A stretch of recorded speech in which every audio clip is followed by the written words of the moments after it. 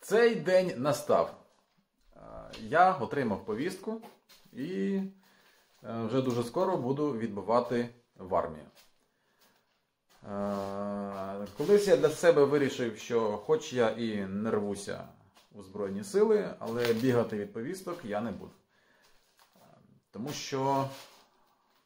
Тому що безпекою і своєю безпекою і оцими роками, вже 1,5 року, цього часу, який мені дали Збройні Сили, щоб будуватися, розвиватися, робити YouTube канали і взагалі жити буквально життям, яке просто навіть не змінилося від початку повномасштабного вторгнення, я завдячую і Збройним Силам, і багатьом моїм знайомим, які там досі служать. Тому просто не можу собі дозволити якихось там дуже радикальних ухилянь від армії. Тим більше, що просто розумію, що банально, щоб ми мали таку можливість жити, працювати, робити і зберігати свої надбання, щоб їх ніхто не розбомбив, Україні доведеться, мабуть, стати на такий шлях, коли служити будуть всі. Тому що іншого виходу банально я не бачу. При цьому я розумію, що є багато людей, які зараз служать, і у них, тільки один вхід. У них немає демобілізації, служити вони будуть до кінця військового часу. Скільки цей час буде тривати, невідомо. І я розумію, що від цих людей залежить сохранність, скажімо так, наших міст, сіл і всього. І банально розумію, що якщо люди там будуть розуміти, що вони самі, брошені на произвол і самі повинні вигрібати всі ці проблеми, то нормально виконувати своє покликання і завдання вони не зможуть, якщо ми не будемо допомагати і якщо ми не будемо вставати у лави Збройних Сил. Як би це пафосно не звучало зараз. От. Тому ось такі новини. Замовлення по майстерні, які були замовлення, зроблені будуть. За це не переживайте. Але відосів на каналі з основним контентом, мабуть, вже не буде. Тому що я банально не буду в майстерні. Хоча планую знімати лайв-канал, як у мене буде проходити життя в Збройних Силах, чого мене там навчать, що мені там дадуть, не дадуть і так далі. Думаю, буде цікаво. До того ж, мої знайомі, які ходили до мене на вихідних, у них буде ця можливість приходити на вихідних, робити щось своє задоволення. І, можливо, вони навіть будуть робити відоси по типу таких ковальських днів, коли вони щось експериментують, вчаться ковати, робити і так далі. Тому на лайв-каналі відоси з'являтися будуть. Прямо зараз я чекаю мобілізаційне розпорядження. Коли воно прийде, я не знаю. Сказали, що може прийде через день, може через 2, може через 10, може через 20, невідомо. Коротше, нічого робити не можу, просто там позбирав речі, понакупляв всяких корисних штук, які можуть знадобитися на перший час. І тупо чекаю. От. Ще затіяв оцю стройку, яка, як бачите, просувається, але ще вона не закінчена. І тут ще дуже далеко до закінчення. І найголовніше, за що я почав переживати, зрозумів, що це є проблемою, те, що в мене тут стоїть вода, а без мене ворота і двері не зробляться, мабуть. Хоча, може, щось придумаємо. Вот. І взимку це все, по ідеї, позамерзає. Не знаю, що з цим робити. От, якось я не планував, що мене можуть швидко і різко забрати. Але ось таке життя.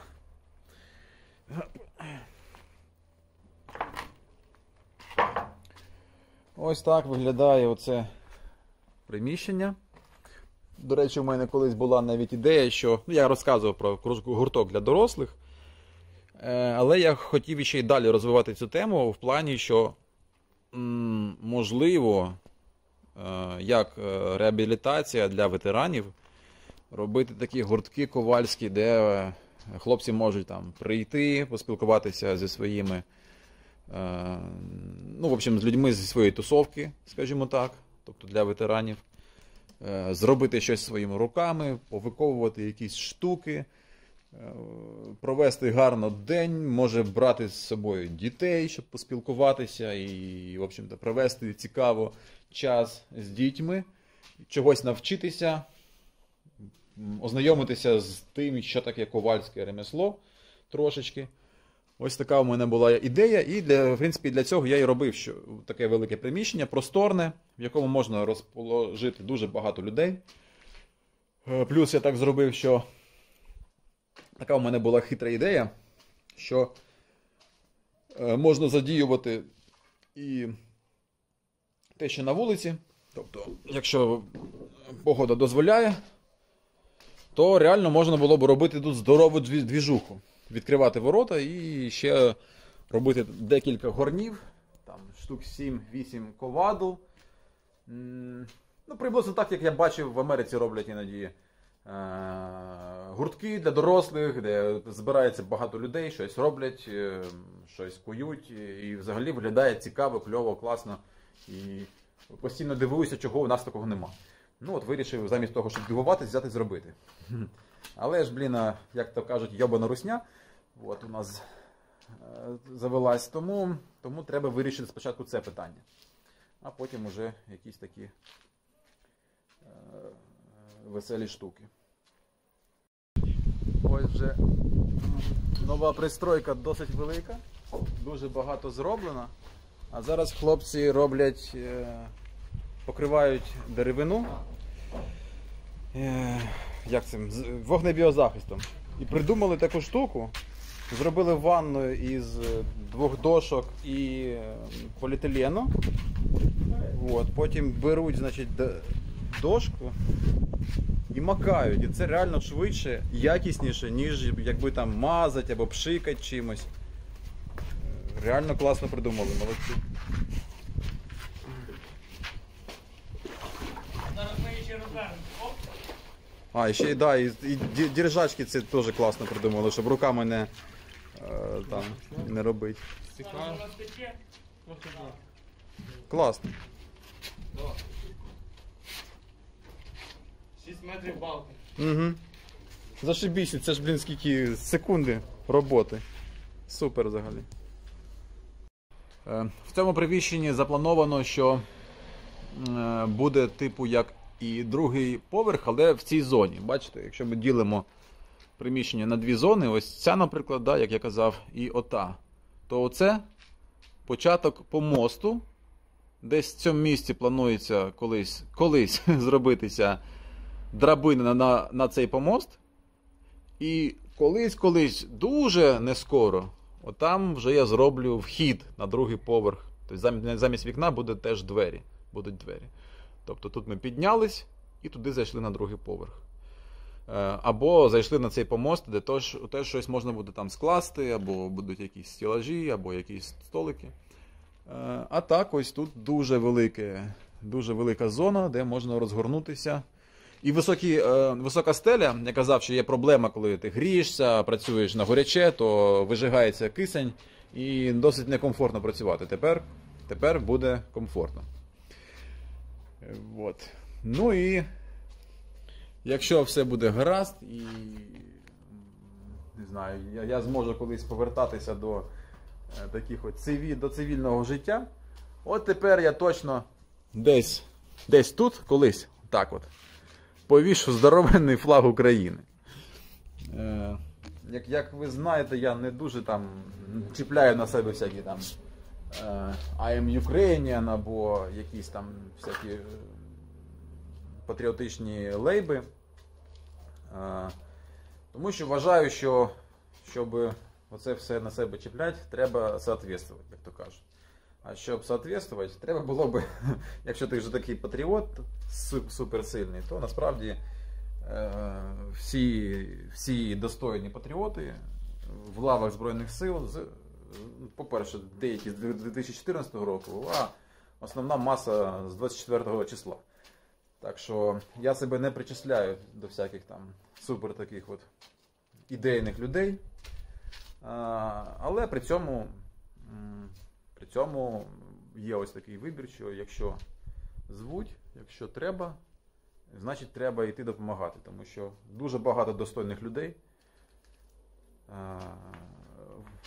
зараз проживають там життя, воюють і не можна їх придавати, тому що вважаю, що крім того, що не можна, але й до того ще і зараз я вважаю, що є шанс нарешті дати по зубам цим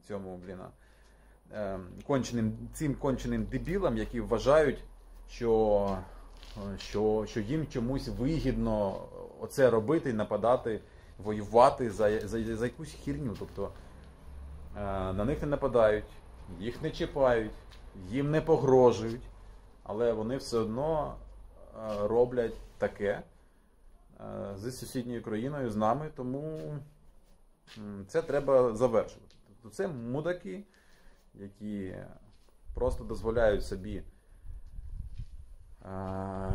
налаштовувати свій мозок таким чином, що нібито їм можна це робити і ще і бути довольним. Не знаю, як це ще пояснити, обґрунтувати. Але це вкрай неправильна війна, я вважаю, вкрай чорно-біла. Тобто, яким треба бути конченим ідіотом, щоб думати, що вони там щось воюють там за свою Росію. Ну, йо пересете. Тому вважаю, що тут тільки один вибір, скажімо так. Давайте заліземо наверх. Якось же тут лазять строїтелі. От. Блін, стрьомно їм тут. Воно тут так все хитається. Капець. Зараз би не гепнутись. Хоча буде дуже смішно.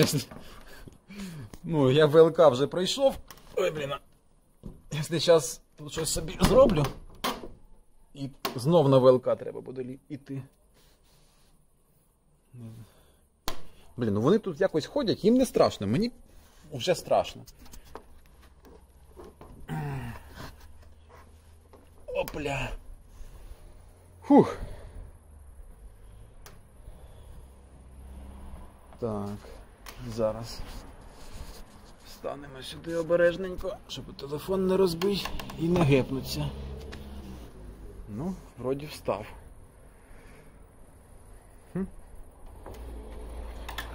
Ось така нова локація, скажімо так.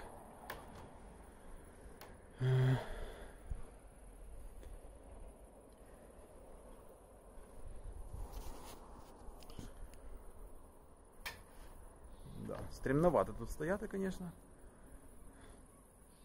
Треба злазити, мабуть. Фух. Ой, полізли назад, на всякий случай. А то, блін, зараз собі пригод нароблю. Ось так воно виглядає з цього боку. Це приміщення. Тут стало менше тепер місця. Отак от. Вікно зробив повище, бачите? Це в мій зріст. Щоб можна було стіну використовувати для якихось робочих моментів. Ну от. Наприклад, це може бути майже як робочий стіл, да? У вас тут є стіна, і ще можна щось сюди класти. І при цьому можна і відкрити вікно, провітрити, і буде якесь світло. Вікон небагато. Тому що, як я казав, стіна зазвичай використовується для чогось. Плюс це втрата температури взимку, тому якось не хочеться робити багато вікон. Отак. Ось з цієї сторони ще давайте глянемо. Ну, ось таке, ще не добудоване.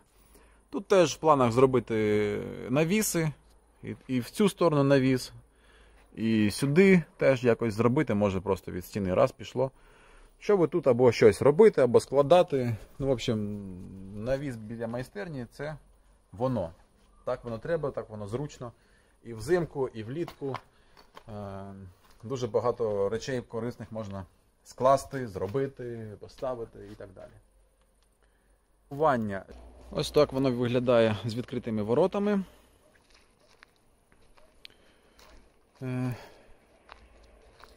Зараз поки що тут багатенько всякого сміття, яке треба ще поприбирати. І тут, і там. Але ось ця ідея робити якісь такі івенти кльові, де буде багато цікавих людей, які цікавляться таким всяким ковальством, можна буде робити, не відходячи від каси. Так я собі задумав. От. І думаю, що реалізую колись. Да. На жаль, ці плани будуть відкладені на певний час, але я вважаю, що воно буде корисним для тих людей, яким треба буде трошечки вернутися назад у більш цивільний стан, тому що я хоч і не відчув, ну, об'єктивно, я не відчув війну. Я не знаю, як я змінюсь, якщо мені доведеться там бувати в якихось зонах бойових дій.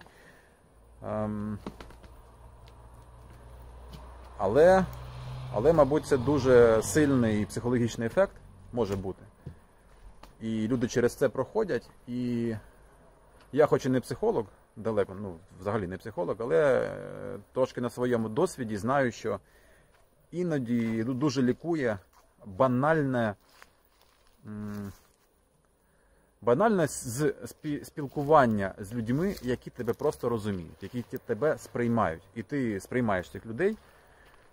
І іноді це більше лікує, ніж всякі там, я не знаю, ну, якісь препарати, психологи і так далі. Ну, тим більше я ще й чув, що є такий момент, що банально нормальне, здорове спілкування може поставити на місця, на місця якісь проблеми в голові.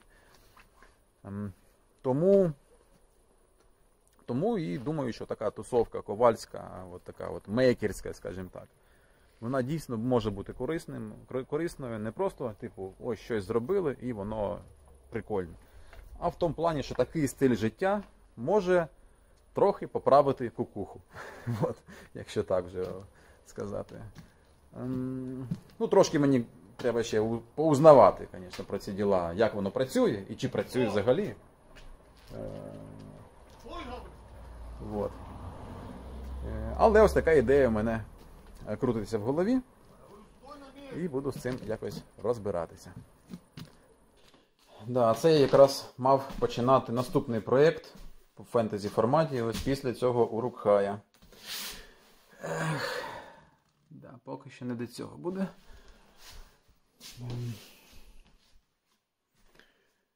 Да, я довольний майстернею,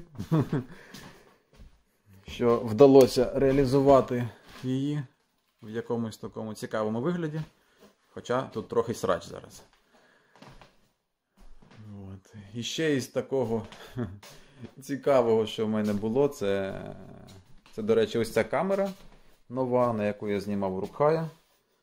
І думав знімати і далі. Але вже потім. От, позбирав свої всякі відеозйомні лахи.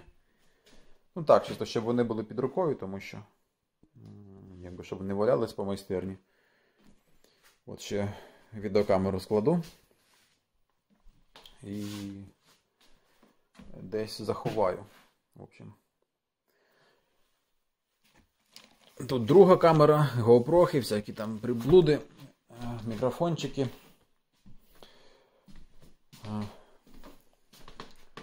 Ось що в мене ще з'явилося. Тоже незадовго до того моменту, який міняє моє життя. Так, опля, зараз покажу.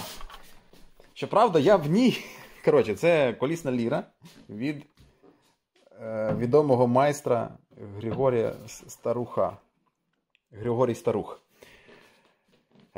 Коротше, я в перший же день взяв, намагався центральну цю жилу підкрутити, взяв її і порвав. Чисто мій факап, ніяких претензій до інструменту немає.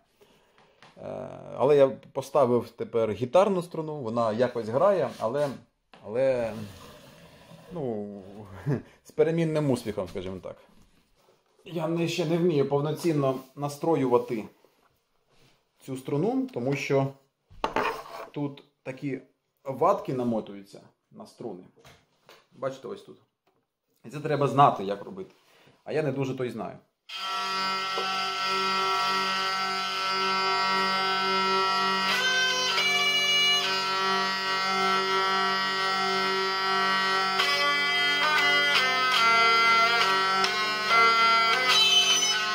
От бачите, як воно може зробити. Це тому, що не підходяча струна.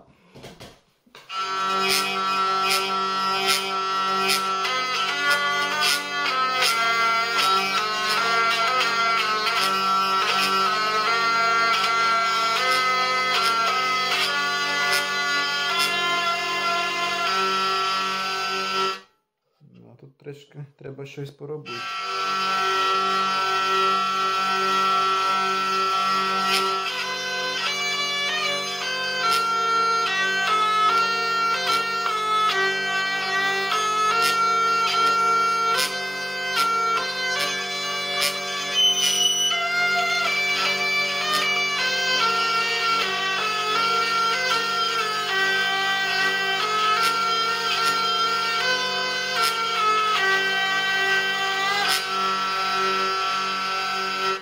Да, на високих нотах їй важко.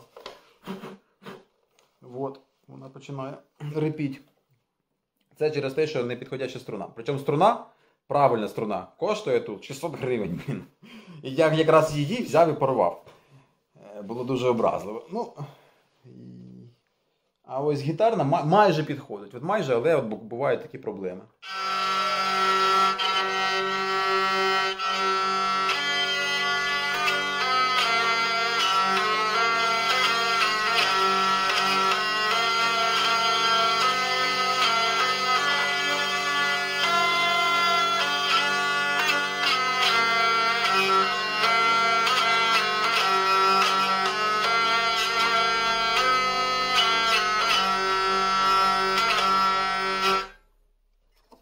Ось, да.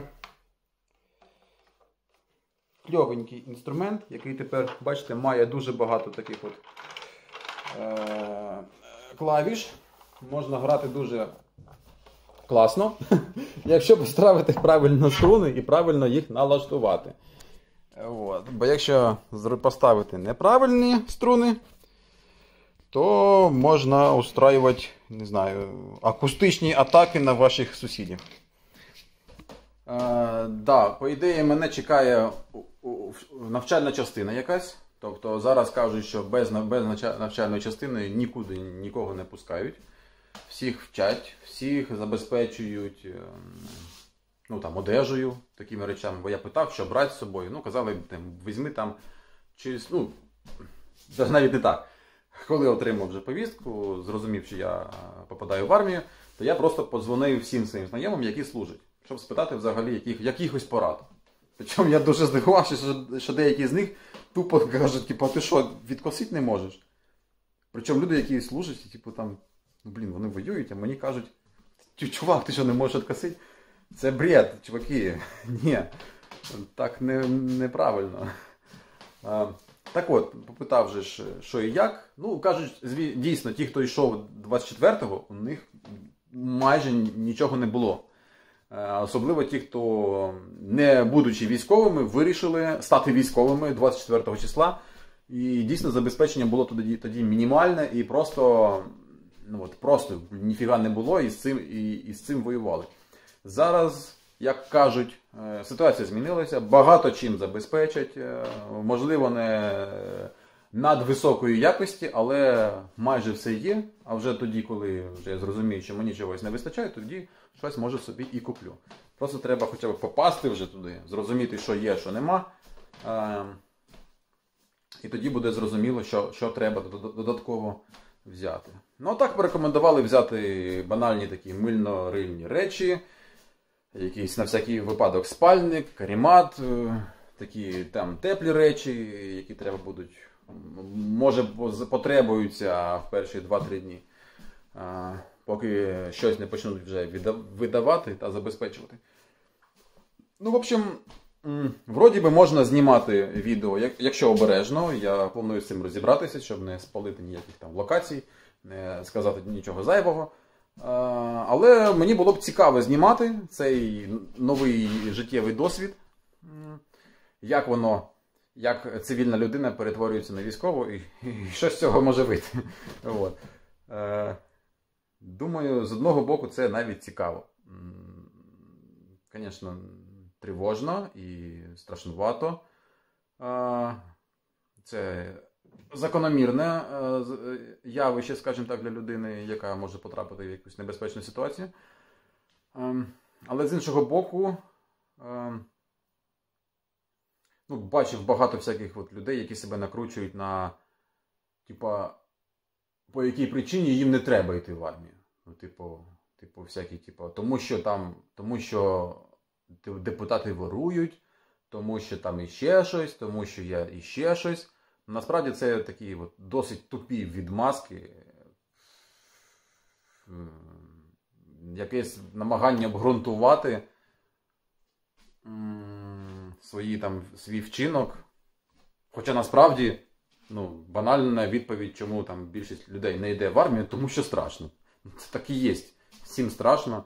Просто хтось має якісь там властивості вольові, щоб розуміти і брати відповідальність на себе, а не там видумувати, що хтось їм щось не так зробив, тому вони не йдуть і не вважають за потрібне. Але банально ситуація на сьогодні саме така, що, наприклад, я просто не бачу вирішення проблеми, крім такого, коли всі, грубо кажучи, всі повинні бути більш-менш готові до того, що треба буде йти і вчитись захищати країну.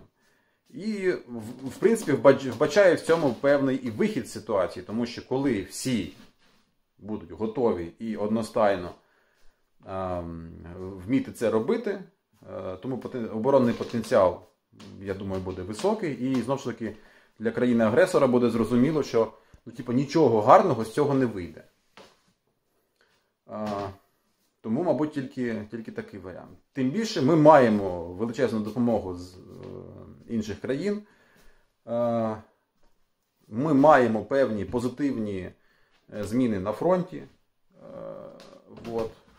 Тому, знову ж таки, я повертаюся до тої тези, що я думаю, що ми маємо досить серйозний шанс завершити ось цю авантюру Російської Федерації, яка почалася ще з 2014 року. Насправді, якщо повивчати трошечки історію взаємовідносин сучасної України і Російської Федерації, то можна знайти дуже багато неприємних прецедентів, які чомусь, я коли був підлітком, зовсім не цікавився такими темами, вони не були занадто сильно ярко освітлені.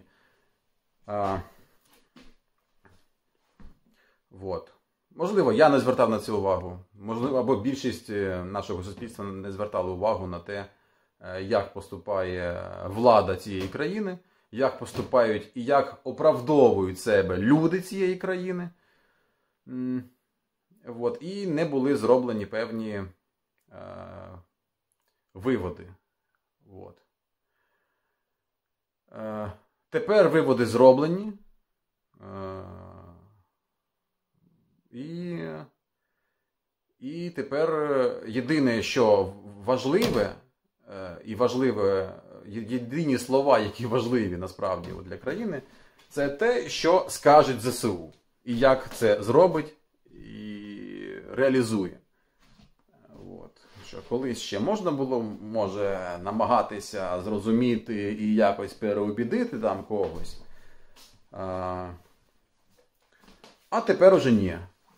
Тому що в цій країні, в Російській Федерації, дуже багато людей, військових злочинців, а ще більше людей – це так звані диванні співучасники, які це підтримують. Як то кажуть, що перевиховати це може 152-й калібр. Я по освіті трошки педагог.